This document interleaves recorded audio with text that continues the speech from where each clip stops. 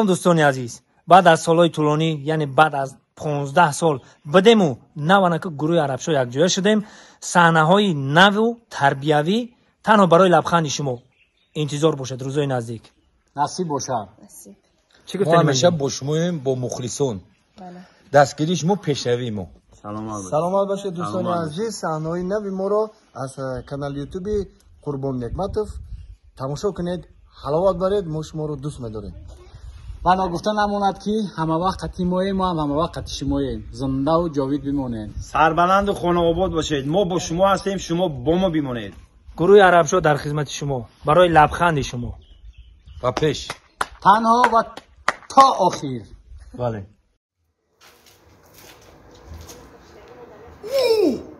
فخردی یه چی بیو فخردی یه چی بیو چیه شکوفیر نگاه که شکوفیره شکوفیر چیه؟ اینم شکوفیر نگاه که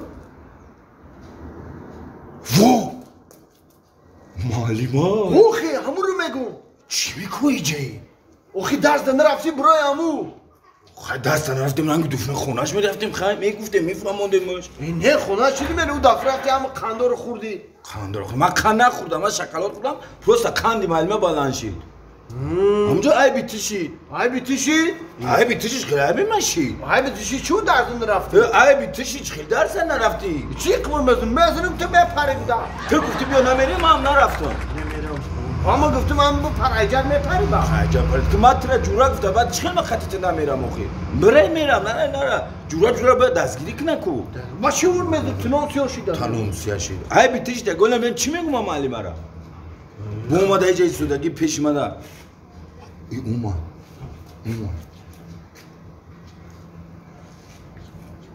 بیا بو یکون گم میگه امیری بیا در من یکون دروغ پروغ نمیگم دروغ دیگه من نمیگم بیا جا بیا بجو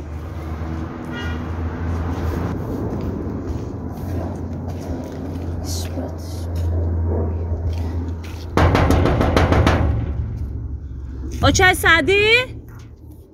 آچه سعدی؟ بیسان داره تخت نکو آچه هم نستای آچه نستی؟ ختم نستی؟ آچه هم وفی آدمای بگان داره هوی نکو هوی که در طول ما آدم بگانه نستی معلومت اونو فخردین هم همیجای معلومه فهمیدیم فخردین هم همیجا در خونه شون رفتیم داره هوی نکدک هوی که داره؟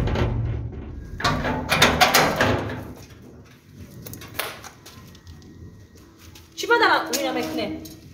نه اوی کردم معلمه چی دا مکتب دارم دنیم روز؟